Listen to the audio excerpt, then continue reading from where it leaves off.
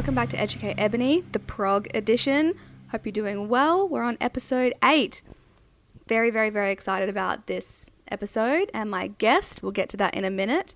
But let's just recap last episode where I spoke to my old uni lecturer, Rick Chu.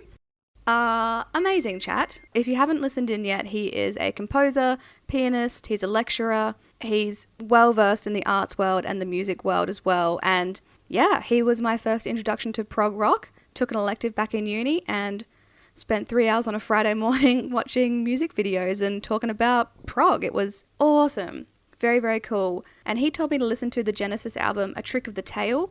And that one is when Phil Collins stepped up to be the vocalist. I think I'm going to say that this album is probably my favorite so far of the season. I don't know what it is.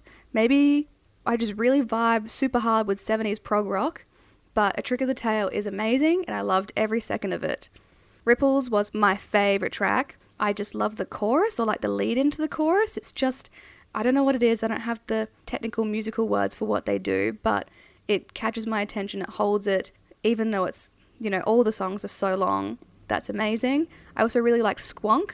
I think Robbery, Assault and Battery was very interesting because that's the one where he's singing and he is the characters. And you gotta listen to it. Go listen to it. But that's very interesting, that song. And then Los Endos, the last track on the album, was where Rick said they brought back a lot of are they called motifs? Or they just repeated, if you listen to the episode, you get it. But they brought back a lot of aspects from previous songs and sort of recapped it in Los Endos. And I'm really, really proud of myself because I actually heard it. I think there was a little riff in there and I'm like, oh, that sounds like the first track. And then the album rolled around again and it was a little riff from Dance on a Volcano. So this one is a winner for me. So hell yes.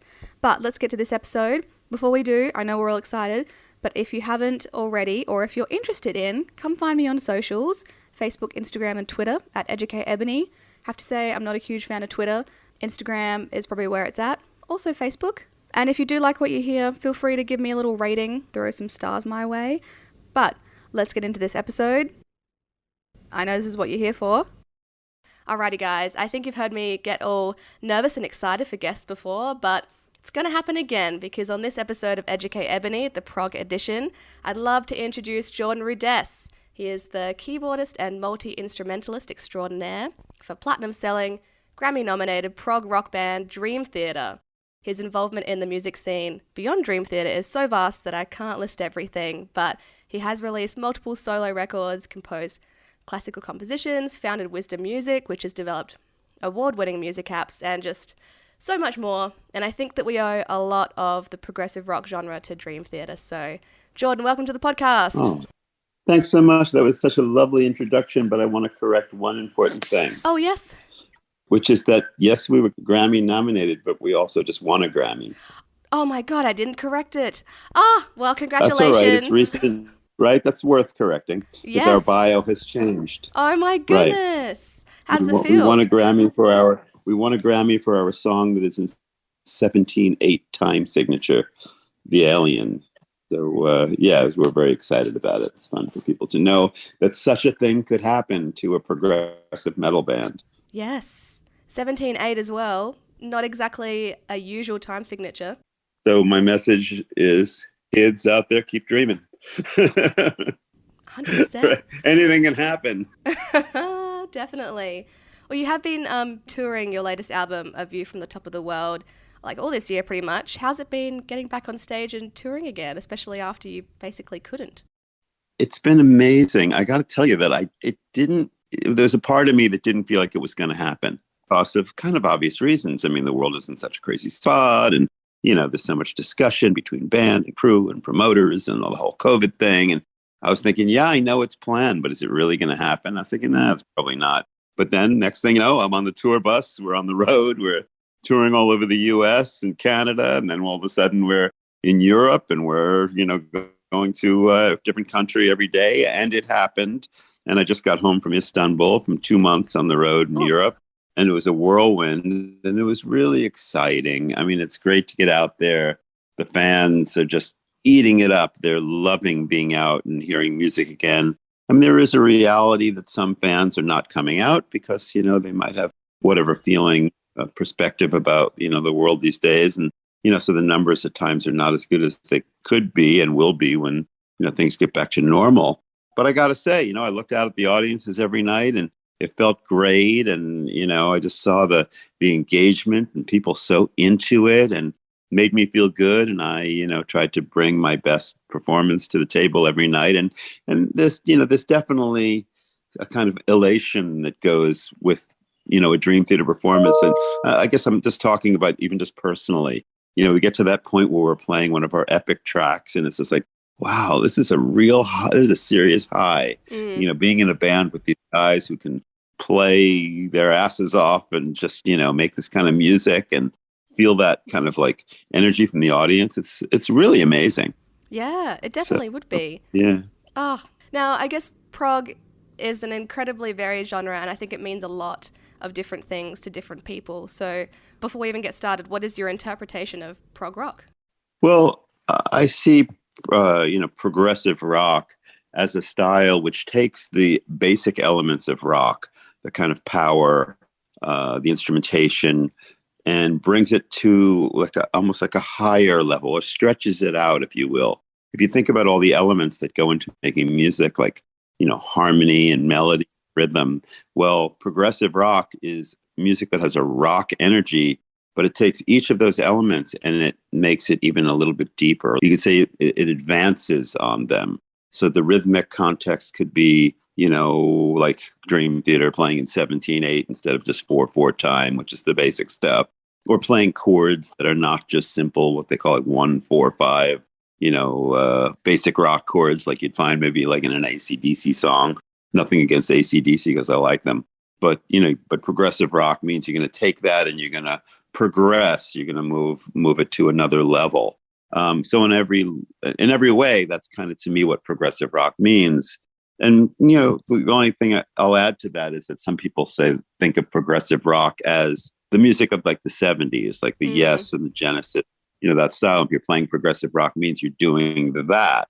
Well, from my point of view and my understanding, sure, you can do that and make music like the progressive rock of the 70s.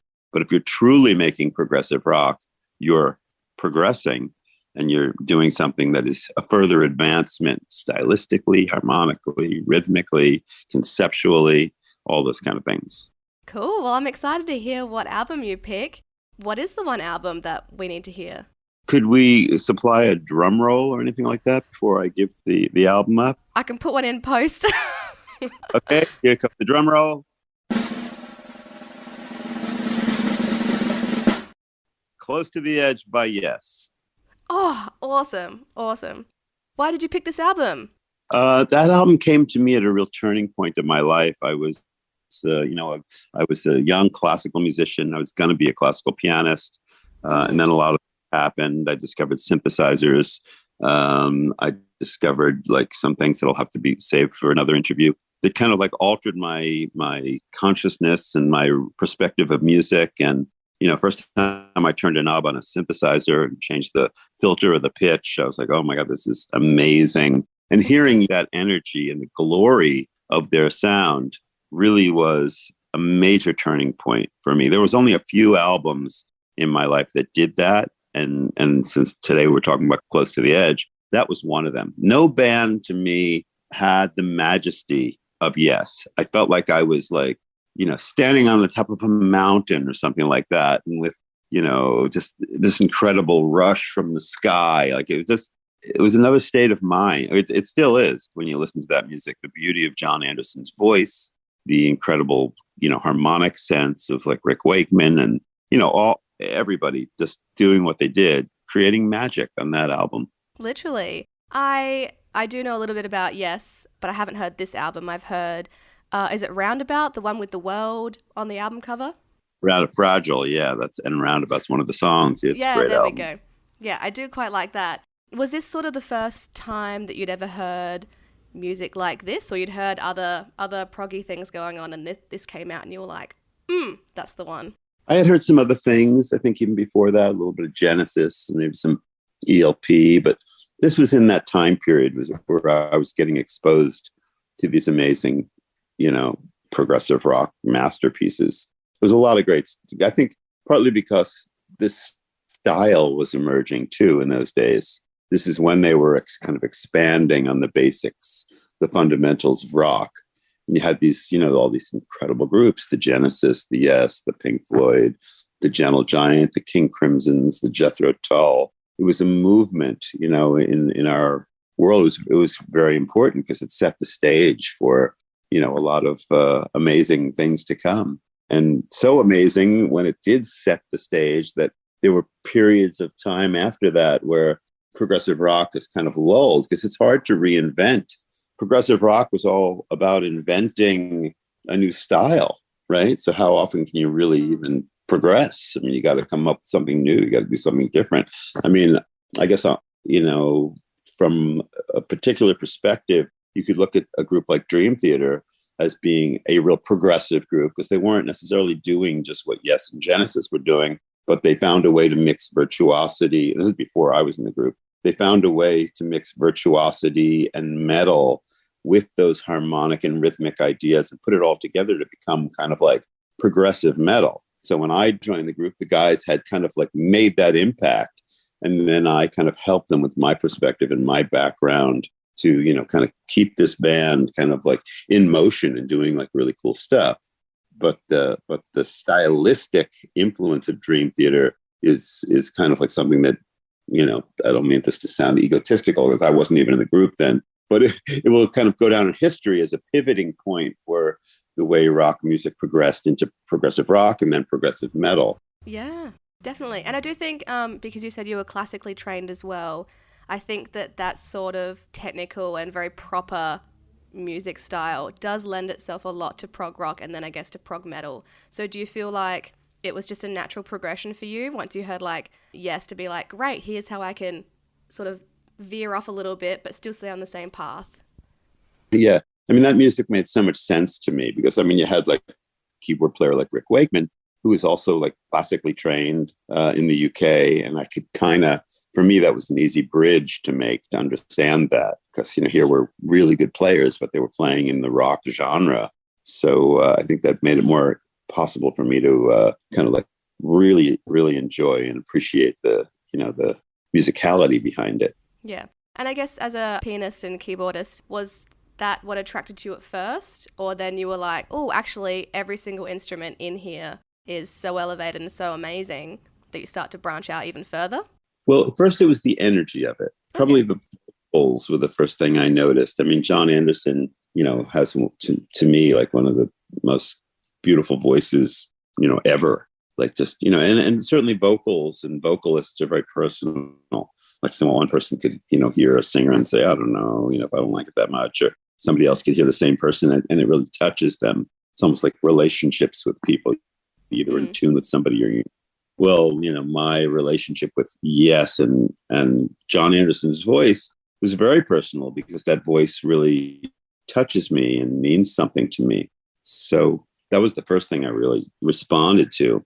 And then, then you listen to them play and, you hear the note choices and the virtuosity within their music. And you go, wow, this is some amazing stuff. Plus, in those days, the sounds were really kind of like new. So when Rick Wakeman, then with his mini Moog sound, there's this riff that was a big statement. You hadn't heard a sound like that, this kind of monophonic, powerful, all out Moog solo. That was amazing. And his approach even to the Hammond organ, there's a classic, Hammond solo on that song. And it was like, people didn't hear that kind of thing before, played them. So it was, the combination of elements and the timing of it just was really, really important. Definitely.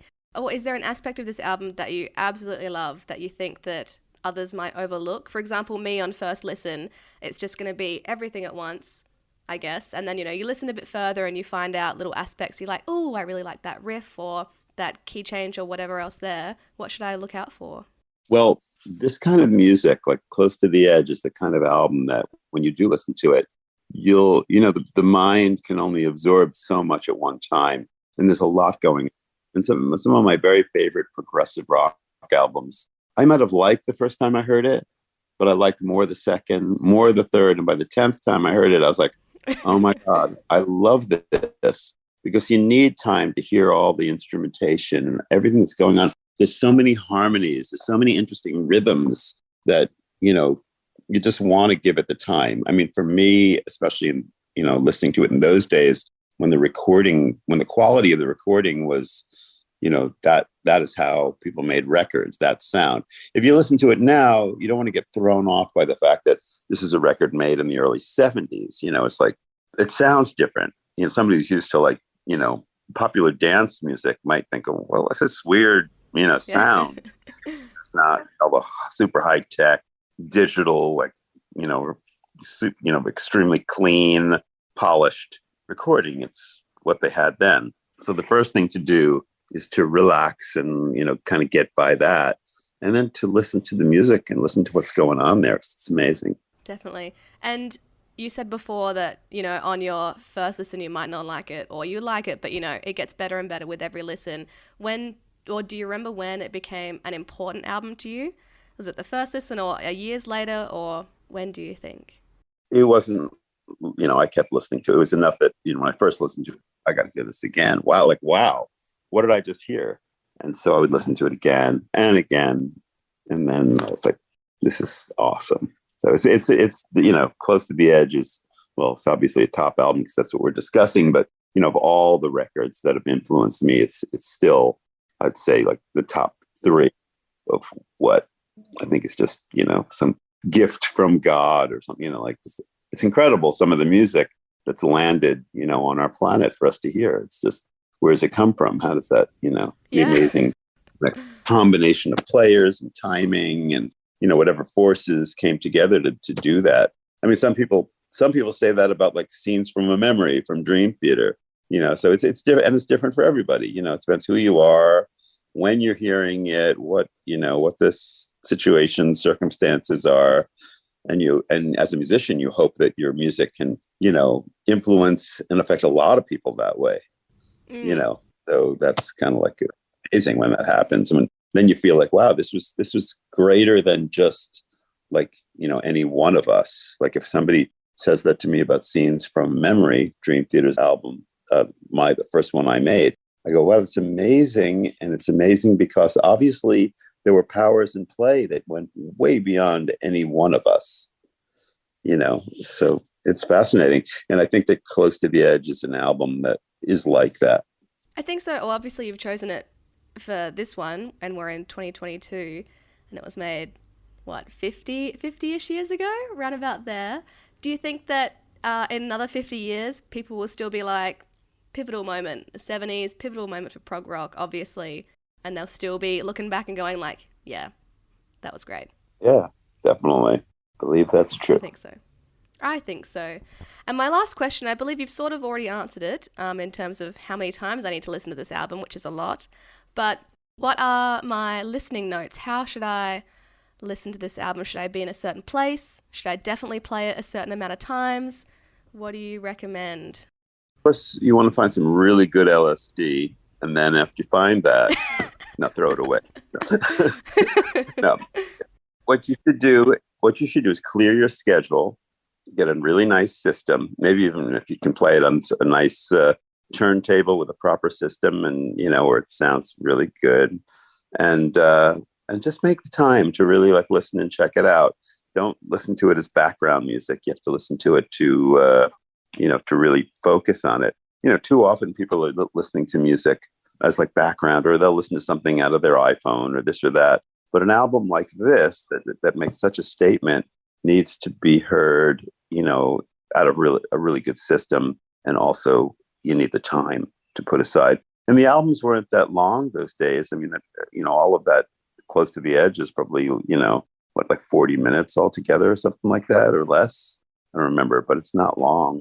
Because on the album, there's Close to the Edge, and then there's And You and I on the other side of the vinyl, right? So you got to just make sure you have, let's say, an hour to enjoy it. Oh, Yeah. Also sounds like I need to get the vinyl, which I'm not opposed to. Well, I mean, you can hear it out of a CD or whatever. Just as long as No. it's just fun to hold the vibe. When I think of that album, that's that's what was going on in the days when it came out, and maybe it's kind of cool to appreciate it in its proper form. That's right. Look, on your recommendation, I will probably buy the vinyl. Awesome. Awesome. Then you have to report back to what you think after you've heard it a few times. Yes. Okay. Well, is there anything else Good. about this album that we need to know before we wrap it up? Well, I don't think so. I think I covered a lot of the things I can think of about. Yeah, yeah, it's really special. Happy to have a chance to talk about it and recommend it to people. Yes, definitely. Oh, well, there we have it. The one prog album that Jordan Rudess of Dream Theater thinks that you and I should listen to is Close to the Edge by Yes. Jordan, thank you so much for your wisdom. I can't wait to listen to it from your point of view. Thanks, Ebony. I'm happy to chat with you today and spread the prog rock goodness to everyone who's listening.